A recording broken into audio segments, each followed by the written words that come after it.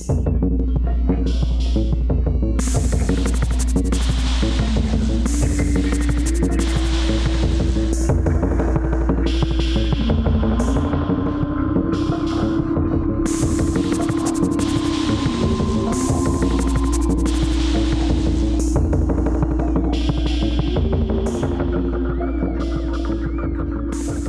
to Astrology of the Unknown, a true crime astrology podcast. I am your host, Joseph Mulholland. And I'm your other host, William Holloway. And we're back from Christmas. Oh, wait, no. Wait, we did another one before. Okay, sorry. We did an episode that's not out. Well, as of the time that we're recording this, it's not out yet. So yeah. I forgot about that. But it will be by the time this is out. But yeah, by the time this is out, that will be out. And we'll probably be working on another one. Well, how's your January been going? I am doing, so I usually do like a dry January, and this year I'm doing what our friend Jack Pinder likes to call damp or moist January, where I'm like drinking a little, but not a lot. So yeah, I like that. I'm drinking a little bit. How was your January going? Good. I've been very busy. There's a lot going on. I'm growing a mustache, number one. We got mustaches now. We both have mustaches. I'm sensing a merch theme in the future, like mustache mugs or something. Mustache mugs, mustache beach towels. Mugstache. Yeah, mugstache. Oh, that's good. All right.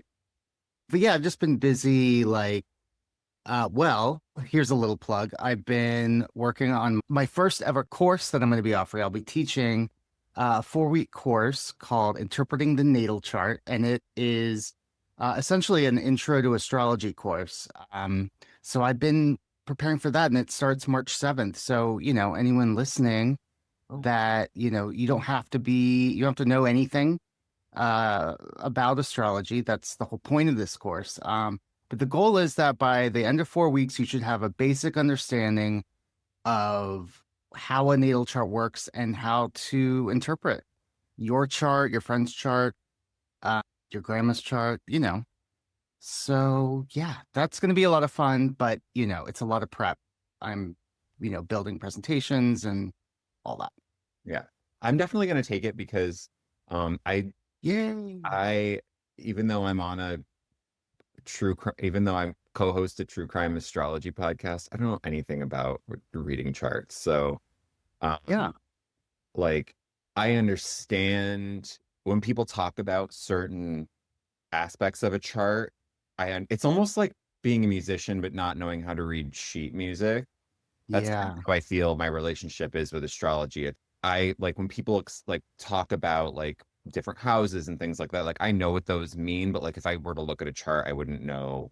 Like if you were to tell me where like a certain thing is that you just mentioned on a chart, like if you showed me the chart, I wouldn't be able to point it out to you, like where you're getting that from. So I definitely want to sign up for it just so I can get like a basic understanding.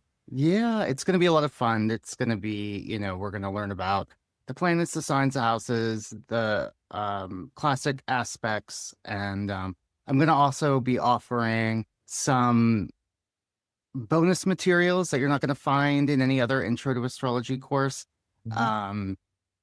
I'm carving out a new way and then some new tools that make this course unique, and all based on how I learned astrology.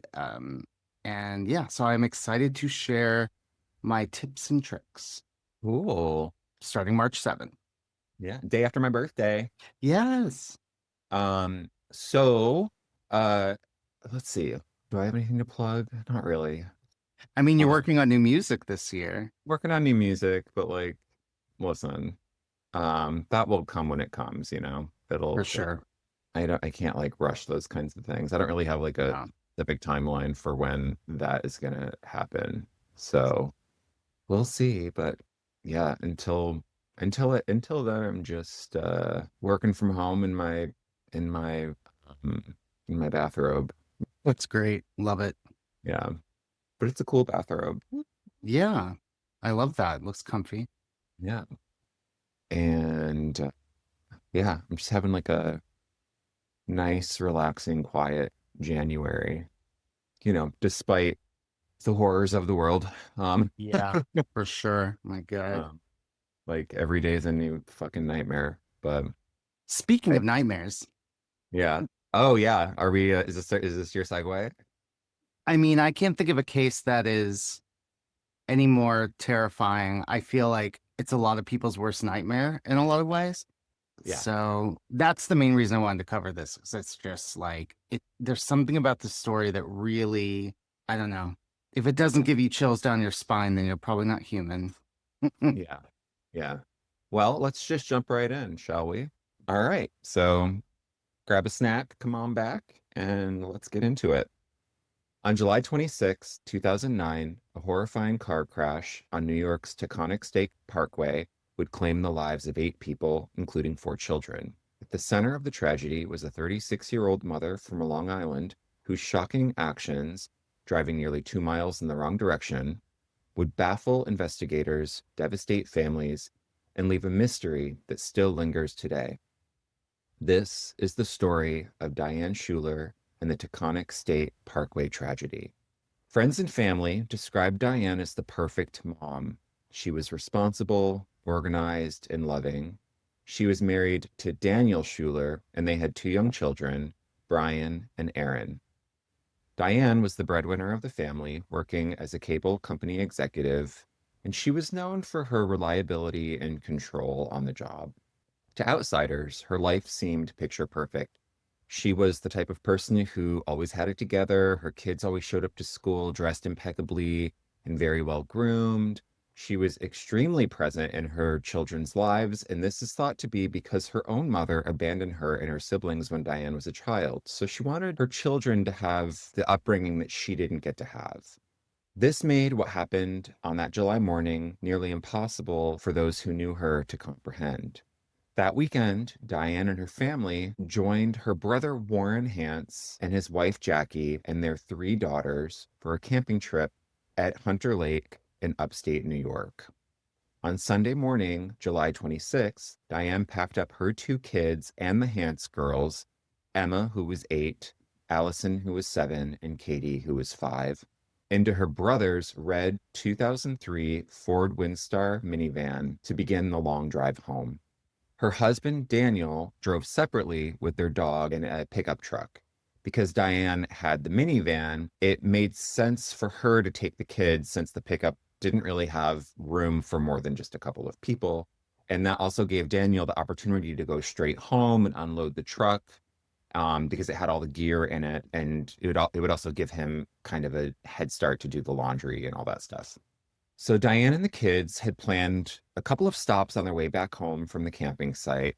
When they left the campground, they actually all stopped and chatted with the owner of the property, who said that the conversation was pleasant, and they all just kind of recalled how pleasant the visit was. The owner said that there was nothing off about Diane. She seemed completely fine, totally coherent, very normal. Daniel started making the trek back home while Diane and the kids began to run their errands. So basically, it was like a 3-hour drive, I believe, and Mhm. and Diane had planned to have these little stops along the way. So at 9:56 a.m., Diane and the 5 children stop at a McDonald's in Liberty, New York. They got their food, the kids played in the McDonald's playhouse, and then they left. An employee at the McDonald's, who was later interviewed by investigators, said that they remembered Diane and that she seemed, again, completely sober, coherent, normal. At around 10:46 a.m., Diane and the kids stopped at a Sunoco gas station in Liberty, New York.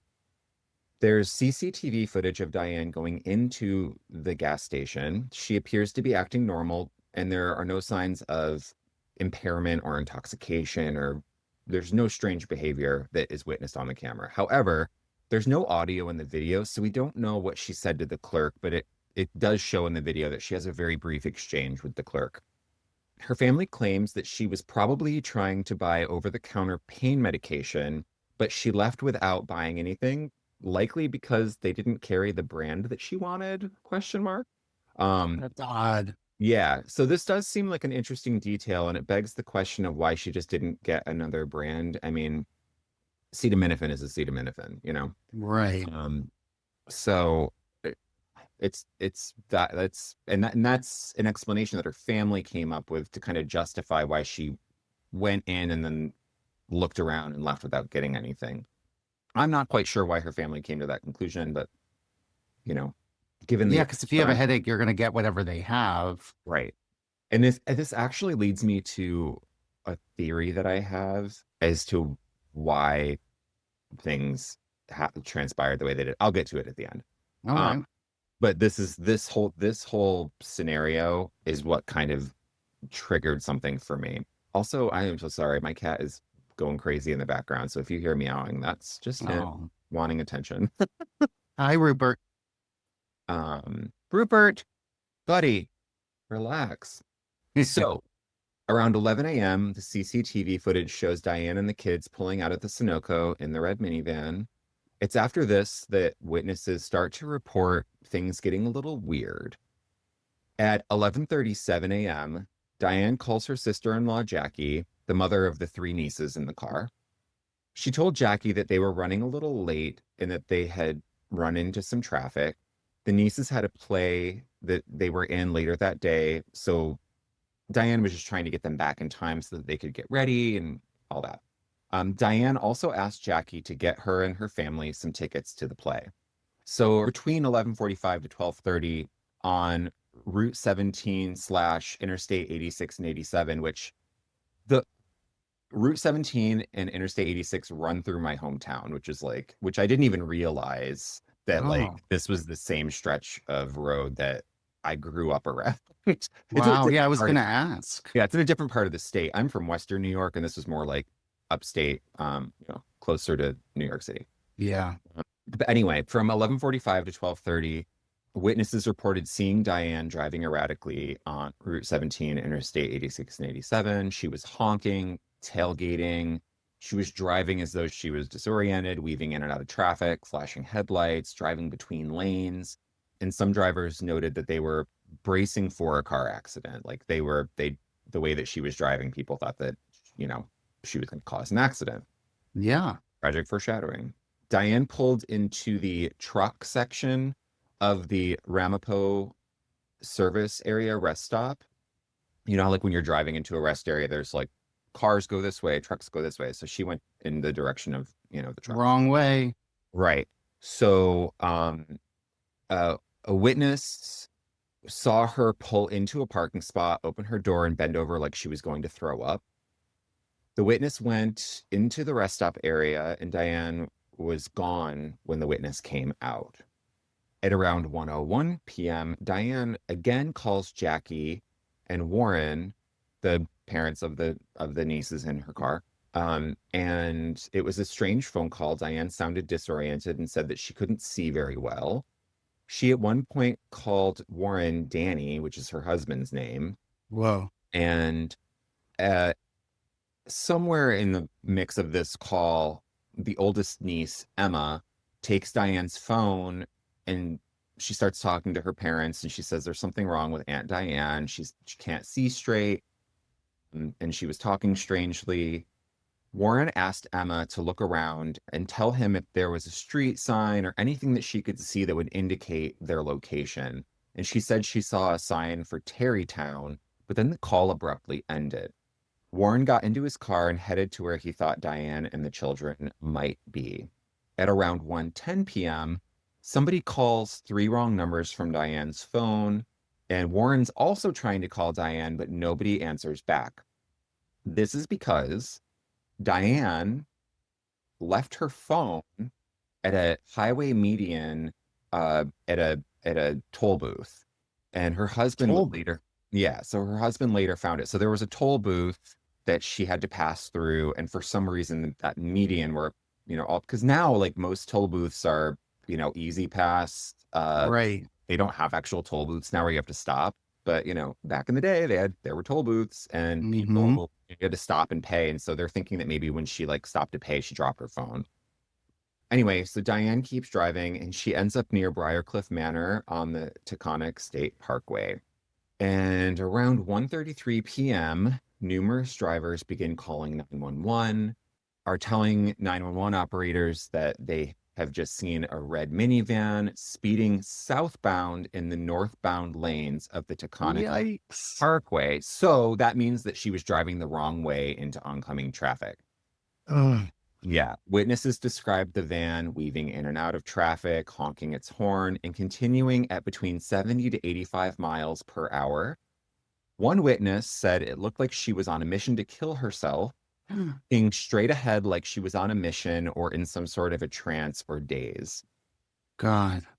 And just minutes later, at 1:35 p.m., Diane's minivan collided head-on with an oncoming SUV carrying three men, Guy Mm. Bastardi, his father Michael Bastardi, and their friend Daniel Longo. The crash was catastrophic. The vehicles burst into flames, killing Diane, her daughter Erin, and two of the three Hans girls, along with the three men in the other vehicle immediately upon impact. The third Hans girl died later in the hospital, and the only survivor was Diane's 5-year-old son, Brian Schuler.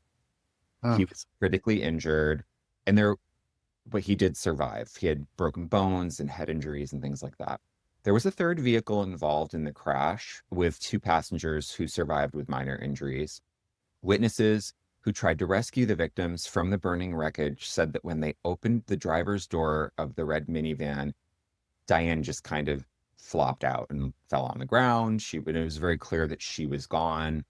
And they looked behind the driver's seat or next to the driver's seat, and they found a bottle of Absolute vodka. Was it empty or was it? Yes, it was empty. Yep, Okay. it was empty.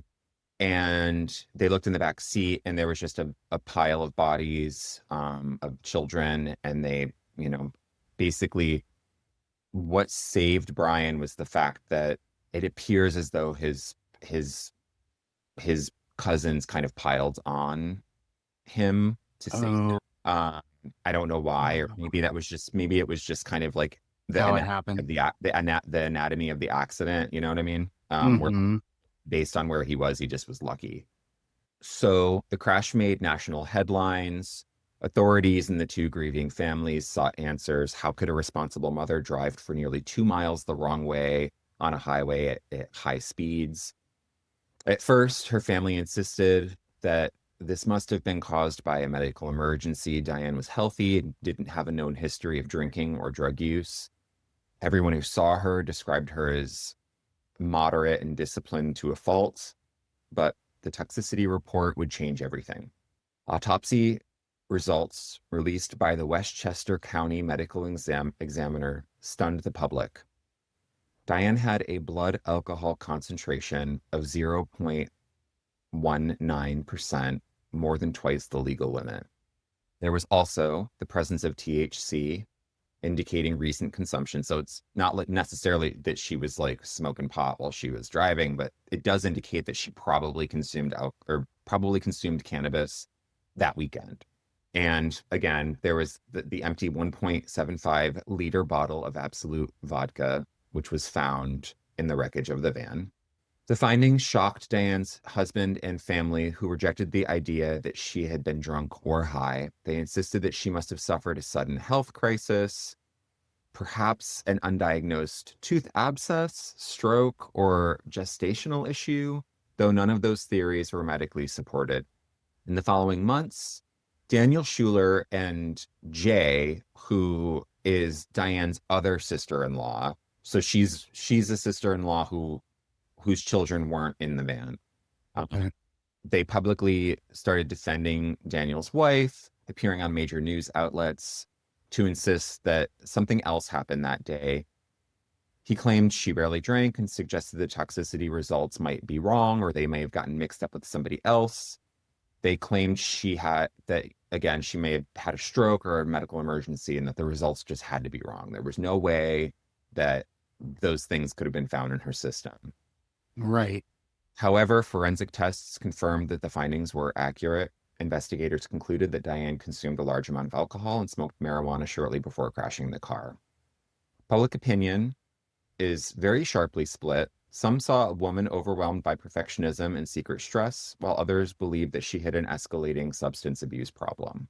The tragedy devastated the Hance family. Jackie and Warren Hance, who lost all three of their daughters, initially could not bear to communicate with the Schulers. In time, they created the Hance Family Foundation, promoting mental health and self-esteem for girls. Their grief and their eventual efforts toward healing were documented in their book, I'll See You Again, as well as in media coverage that kept the tragedy in the public eye. What drove Diane Schuler to this moment? Experts have speculated for years. So, let's just kind of break down these theories. So, was there secret alcoholism? Some believe that she was a functional alcoholic who hid her drinking. That might explain why people who saw her that day said that she seemed fine, that she seemed totally normal.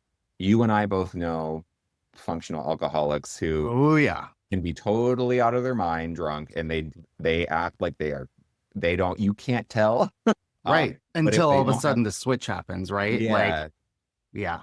it's like you can almost tell more when they're not drunk. Like, Hmm. people who are functional alcoholics can get the shakes when they haven't had anything to drink. And it's like having something to drink actually normalizes them and like puts them at a baseline that appears like a sober person. Right.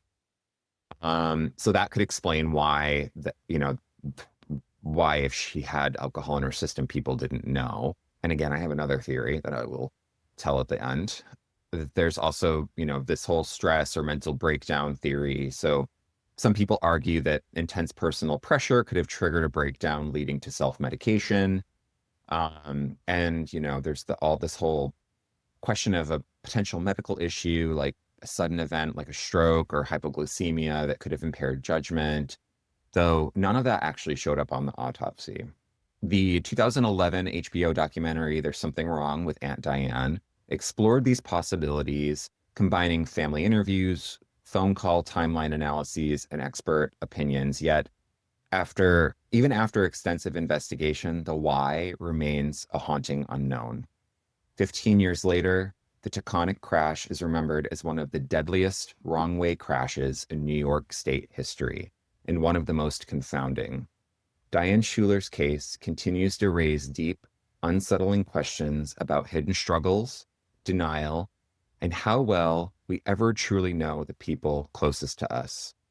For some, she's a tragic figure who lost control. For others, the embodiment of reckless denial that cost innocent lives. But in the end, the case of Diane Schuler remains a tragic intersection of mystery, grief, and the limits of understanding.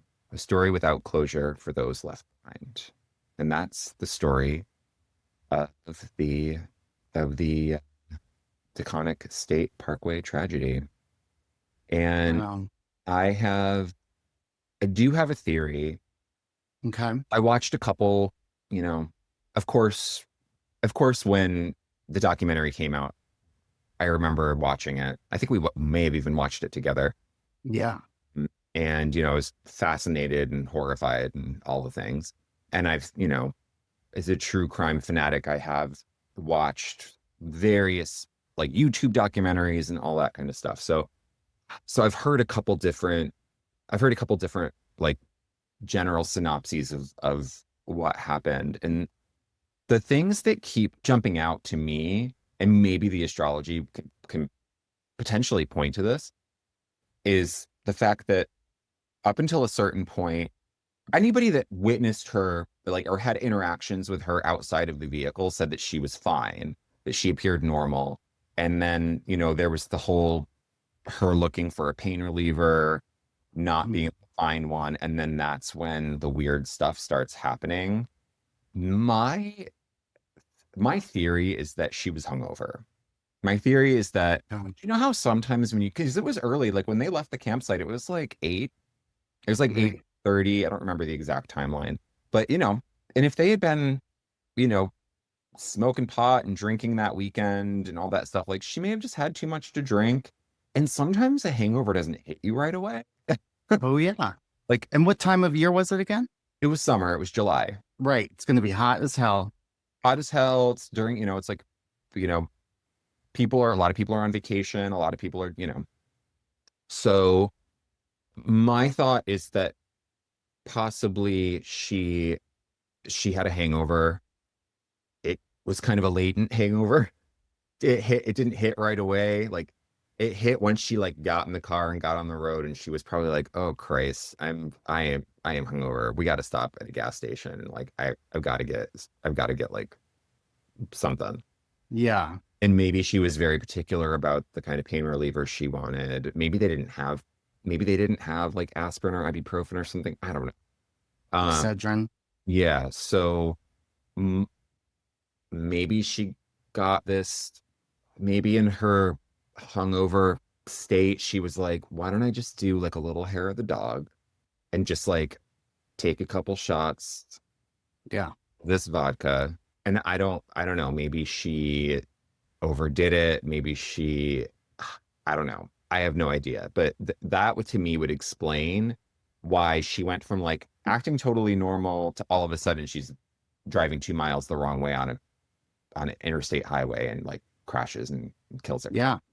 Yeah. Um, that's the only thing I can really think of as to why this happened. That's like the only theory I have. I have no proof to back any of this up.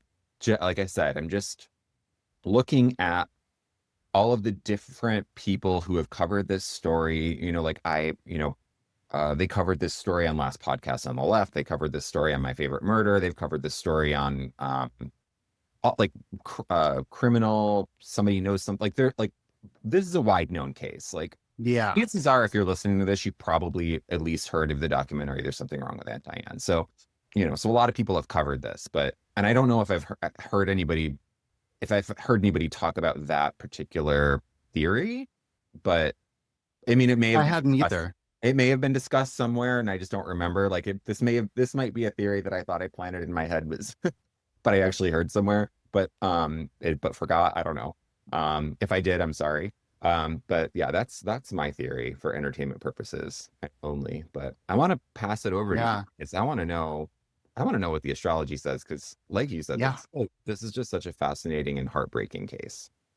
It really is. And I too wasn't quite sure what to think. And I've also, and not just for this, but over the years watched and read many things about this case. And, I think your theory does make a lot of sense. And it isn't quite the same as what I've heard other people say, but I think it's a good theory. And, it might go along with what I think happened after I looked at the stars because I have I have a much clearer idea of what I think happened after looking at the astrology. So let's do it.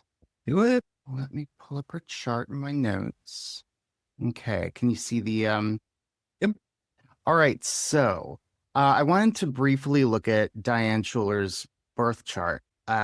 Now we don't have an exact time, but I did find an astrologer who rectified her chart. This astrologer's name is Rabina. It's a good chart and it makes sense. As you know, we don't have a time. It just means that we can't put a lot of weight into whatever the rising sign is, but everything else is going to be pretty much accurate. So she rectified the chart and gathered that Diane would have been born around 1:20 p.m. And that was on November 13th, 1972 in Nassau, New York.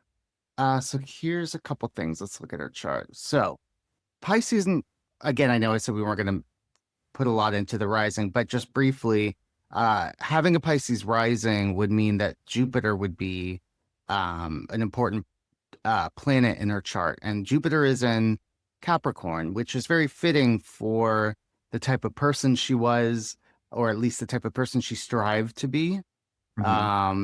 Whether you want to call it an overachiever or someone that always, was super dependable, it's very Capricorn. But she was actually a Scorpio sun, which is also somewhat fitting. And that Scorpio sun is ruled by Mars in Libra. And it's in the same sign as its ruler, which is Venus. They are trining her moon in Aquarius. So she has a moon in Aquarius. So even if she isn't, even if her rising sign isn't ruled by that Capricorn, I'm sorry, by that Jupiter and Capricorn, her moon is still ruled by Saturn. So it can be very similar. The ruler of her sun isn't making any aspects. And that's kind of interesting because for such an important planet in her chart to not be making any aspects, it speaks to there being less resources to maybe learn from mistakes, or it's kind of like operating in the dark a little bit. But the biggest thing about this chart is that Mercury was out of bounds and also not making any aspects. Mercury rules our thought process, rules language, communication, and her Mercury's in Sagittarius. And there's some stereotypes about Mercury and Sagittarius being maybe long-winded or prone to being into white lies, but especially if it's out of bounds. Being an out of bounds Mercury can also mean someone who's super intelligent, so she probably did really good in school.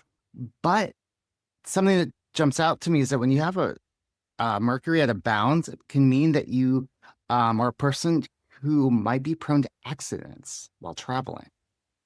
Oh my God, really? Yeah, I know. But side note, the president of the United States also has a Mercury out of bounds. Well, Yeah. I'm gonna keep my mouth shut there. Right. Okay, so this is the event chart. So for July 26, 2009, 1:35 p.m. in Briarcliff Manor. So this is going to be a little bit different than some of the crime charts we've looked at before because, we look at the rising sign to represent the victim, and then we look at the descendant to represent the killer. Well, Diane's the one that is technically the killer. So she's represented by the descendant, and all of the victims are represented by the rising sign. Okay. So, yeah. So first the victims, Scorpio rising. Fitting, we see a lot of Scorpio risings with victims. There's Scorpio is connected to death. And so Mars is representing the children and the other victims. And Mars is in the 8th house, also about death, in Gemini. So, Mars rules vehicles, which must be noted. And then being in Gemini can, indicate more than one person, which is all true. So let's jump to the descendant, which represents Diane. So this is a Taurus descendant. So Venus represents Diane. And here's Venus also in Gemini, also in the 8th house.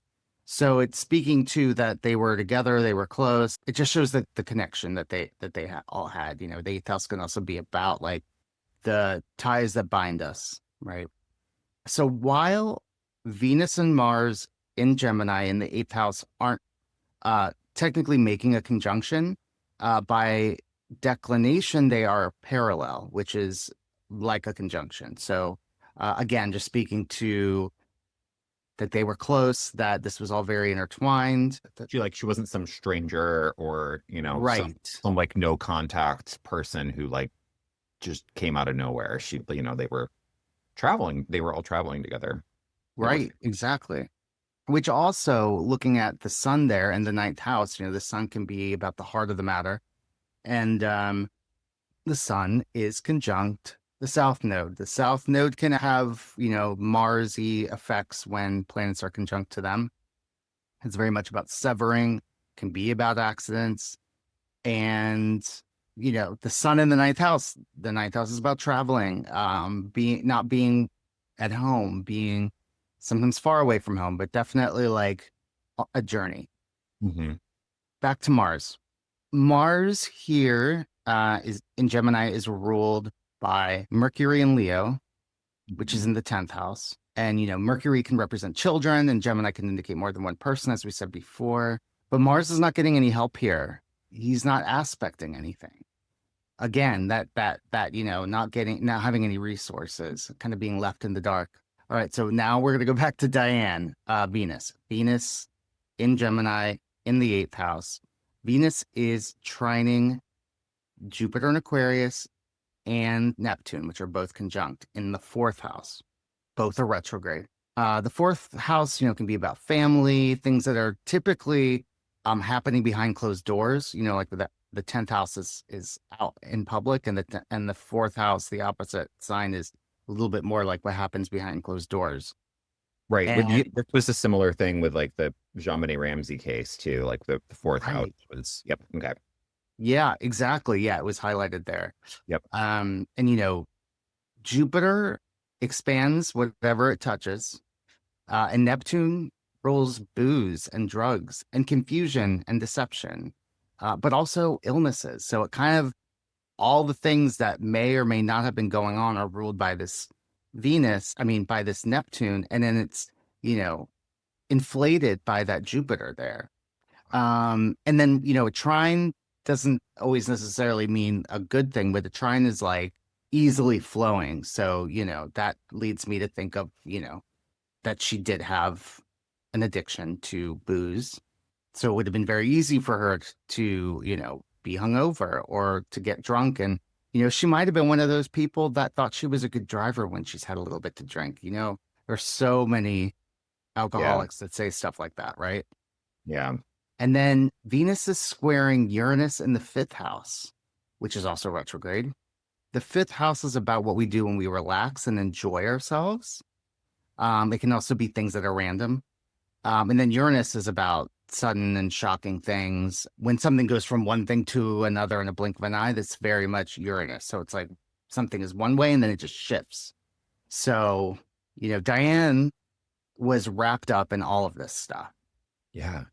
Right. So now let's look to the moon, which is a secondary indicator for the victim, but also can just be telling us about the situation. And the moon is in Libra in the 11th house. The 11th house is about the public, can be about an audience. So it's like this thing happened out, and, there was a lot of people that saw this, that were part of this, that probably were traumatized by this. And that moon is ruled by Venus. So it's like, who's steering the ship here? Diane. Yeah. Well, Yeah. And then, to touch on Saturn real quick, which, is about limitations, and which would have been really nice if Saturn was doing something here, but Saturn is not making any aspects. So again, everything is full speed ahead. No pun intended, but you know what I mean? Like, yeah. there's just no limit. No guardrails, like no safety. Right. So, okay, so those are all the major things happening with the planets in the event chart. Now let's look at the asteroids and the fixed stars. Asteroid corner. Asteroid corner. All right, so conjunct the moon in the 11th house is an asteroid called Hybris. And this asteroid can indicate arrogance, excessive pride, and downfall. It can indicate a perpetrator who has no respect for social norms, rules, or authority. So this means basically that reckless behavior because of hubris is a possibility. Yeah. Like maybe she, it kind of points to this idea that she maybe had a feeling something was up and didn't say anything. Right. And tried to pretend like everything was fine until she couldn't anymore. Like if there was a medical event, like maybe she just ignored it or thought she could push through it and Right. didn't really think about the consequences of ignoring it. Right. And it also made me think about the fact that she had apparently, had this really bad toothache, which, by the way, as you said before, when they did the autopsy, it didn't look like it was anything bad enough to create the pain that she apparently was having, that she was saying that she had said to others that she'd had this toothache, right? But there was records of her going to the dentist, which I don't think her husband even knew that she was doing this. Like Wow. maybe her friend did, but like, so it just shows like there's a lot of, and then also, you have like one of the family members in the documentary, if anyone's seen that documentary on HBO, I think her sister-in-law is smoking a cigarette and she's like, well, we don't lie in this family. And then she pretty much in the same breath is like, oh, don't let so-and-so know I'm smoking. They don't know that I do that. So it just feels like besides hubris, there's also just like the nature of lying in this family is pretty potent. And then conjunct the descendant, which represents Diane, is the asteroid maniac, which indicates mental instability, compulsive behavior, and propulsion for violent behavior. Oh my goodness. Yeah. Now I looked at like 40 something asteroids, and those were the only two making hard aspects. There were several other ones making like loose aspects, but they all kind of pointed to the same thing that these two asteroids that we just talked about were like. So it's really honestly in the fixed stars where things start popping off. Gotcha. So for fixed stars, conjunct the descendant, again, Diane, is a fixed star called Sheraton. And this is associated with dishonesty, accidents, bodily injuries, and earthquake destruction. And yeah, I know. Oh my And God. then I know, right? That's wild.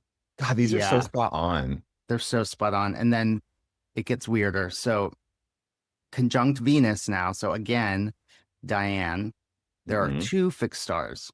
One is called Ensis, Ensis, and that is associated with boldness, wild behavior, violent death, and blindness. Oh my God. And they kept saying that she was having a hard time seeing. She like, oh my Yeah, God. there's more. So the second fixed star that's conjunct Venus is a fixed star called Alheka, and this is associated with madness, risk of accidents, and this star is sometimes called the driver. Oh my God. Yeah, What? I know. Oh my God. This is crazy. I'm getting chills. I know, right? I told you it's wild. Next, we have a fixed star that is conjunct the sun called Aceli, and it is associated with severe disasters, disgrace, eye problems, and blindness. And remember, the sun is about the heart of the matter, right? And then the last fixed star that I have is conjunct Pluto, which remember, Pluto can be about the psychology of the perpetrator or killer. So maybe this is saying something about Diane's mental state. But conjunct Pluto is a fixed star called Alnasl, Alnasl, and it is associated with eye issues and blindness. Jesus. Yeah. So obviously, I remember them talking about her having trouble seeing. It was not on the forefront of my mind as being like what might have been part of the problem.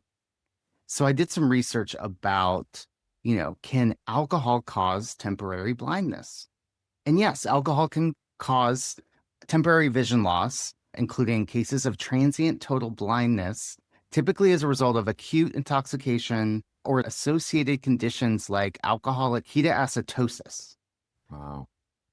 So ketoacidosis is a dangerous buildup of acids called ketones in the blood, most commonly occurring in people with diabetes. So when the body lacks enough insulin and burns fat for energy instead of sugar, it can lead to dangerously acidic blood. And so symptoms can include extreme thirst, frequent urination, nausea, fruity smelling breath, and confusion. Hmm. Yes. So if she was an alcoholic and she had diabetes, she could have. So if we combine your theory mixed with my theory that she really was blind, at least temporarily in this moment, and that's part of the reason she kind of lost it. I Mhm. think that she was hungover. I think she did hair of the dog. And, because sometimes if you do hair of the dog, you can like be re-drunk all over again, like Oh yeah. real fast. Oh yeah. And if she did have diabetes and had this health issue that was causing her to have vision problems, because like, what if she went into that store to get like eye drops or something? Because if they didn't have eye drops, there's nothing to replace eye drops, right? Advil, Right. yes. But what if it was something to do with her eyes? Yeah, it could have been. And you you brought up the fact that she had diabetes. There is something else that, diabetes can also affect your eyes. There's diabetic retinopathy, which I used to work in ophthalmology. So, diabetic retinopathy is when you can actually get bleeds inside of your eye, like your blood vessels can become weakened, and you can actually get like little mini bleeds inside of your eyes, and it can actually distort and reduce your vision, and sometimes those bleeds can happen like really fast. Um, so there's a possibility that maybe she was having a diabetic retinopathy episode as well. I mean, I hadn't really thought too much about the eye thing until you talked about the asteroids and the fixed stars and all of the all of the indications that like they had something to do with vision and vision loss. Yeah. But yeah, that's another potential theory, is that she could have had a diabetic retinopathy bleed like out of nowhere. And that Yeah. kind of mixed with like if she was doing hair of the dog and she was like confused and didn't want to like, I don't know. I don't know. Yeah. It's just a lot. That's a lot. It's a lot. And there's something else I wanted to say. And you probably remember this. But when it comes to, and there's no astrology around this one, but when it comes to the idea of whether or not she was like a secret alcoholic, I'm not going to name names, but we know someone that worked with Diane's brother. And in fact, Diane's brother was our friend's boss. And Oh my this God, I boss, totally forgot about that. yeah. And yeah, I'm not going to say where they worked or anything or which brother or whatever, but this brother was, there was a lot of suspicion about weird stuff going on behind the scenes because he would call out. He would sometimes not show up to work. And when he would show up, he would have like bruises, like he'd fallen down, or he would like broke his foot.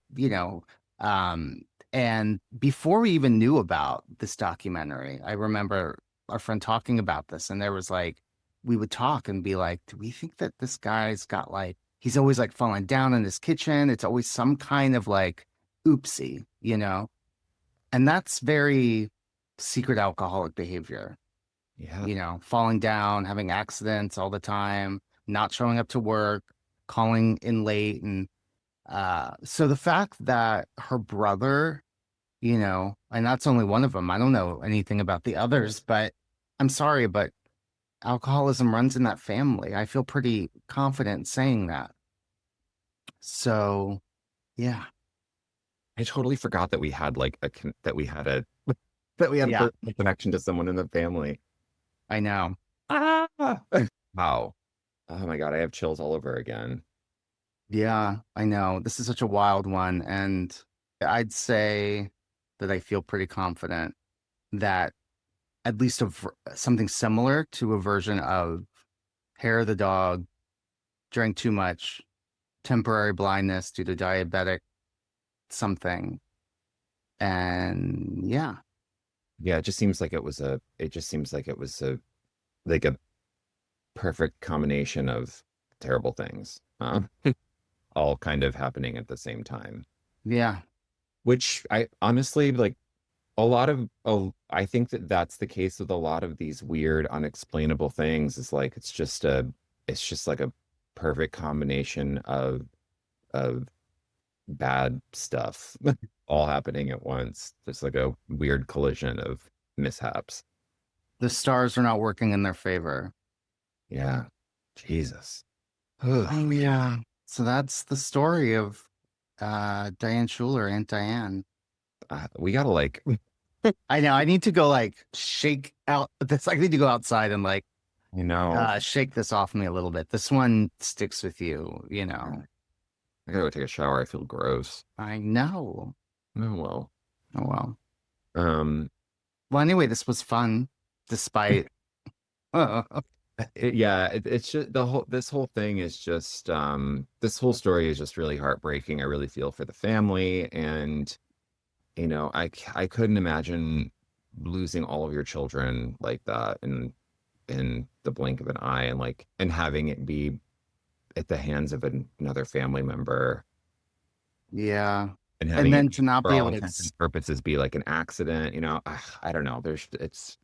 I mean, I do believe it was an accident. I don't think that this was Oh yeah, absolutely. suicide. I looked at all those asteroids. There was nothing indicating that this was on purpose. I think even without looking at the asteroids and you're just looking at the chart, it's clear that there was drinking, confusion, possibly illness, and then Yeah. you know, sorry to make that snappier change of events. And yeah. We should end this with like we should end like with a positive we should end with like a positive note. Well, our next episode's going to be a lot of fun. Our next episode is going to be a lot of fun. We're gonna have a special guest next episode. Yes, If Ellie will be back. Yep, if you listen to the very Jean Bonnet Christmas episode, we had a guest named Ellie, and we had a lot of fun with her. So she's gonna come back, and we're gonna talk about something else. But we're gonna keep that a secret till next time, because next one's gonna be very, very interesting. Yeah, This is Astrology of the Unexplained, and of the unknown. yep. Yeah, I did it again. it's I don't know what okay. the name of this. I don't know what the name of the podcast Should we is. change the title of the podcast before we get too big? No, we're too far in now. Yeah, we're too far in. And I like unknown. I feel like it rolls off the tongue better than unexplained. Yeah. That word's too choppy for me. I don't love it. Yeah. Until next time, there are no mysteries, just explanations you haven't met yet. I don't know. Explanation of it. There are no mysteries, just explanations of it. There are no mysteries, only answers you haven't found yet. There are no Wait. What? What about life is a mystery? What's the Everyone- line? Oh yeah. Stand Until alone. next time, life is a mystery. Everyone must stand alone. What's the line after that? I hear you call my name and it sounds like home. Yeah, I hear you. Yeah, that. Yeah. Yeah. Yeah. Yeah. Well, happy Friday. Well, I don't know what time this day will come out, but yeah. Again, if we should probably hold a contest. Actually, yes. Let's hold a contest about who can come up with the best closing line. And the one we pick will get a free reading from me. Ooh, love that. Yeah. So, I don't have to do anything. I like that. yeah. Well, you'll just have to say it at the end of every episode. Sure. Yeah. Or maybe I could come up with like 3 and we could have people vote on them. All right. I'm usually good at coming up with catchphrases. I don't know why I don't know why this is escaping me. I mean, I still love keep your mystery powder solved dry. and your powder dry, but there's so much marketing potential with that one. I don't know. What's your reason for not liking it? It's just dumb. I think it's dumb. Okay. The powder dry powder. I don't know. What does that have to do with mysteries? That's the point. That's why it's funny.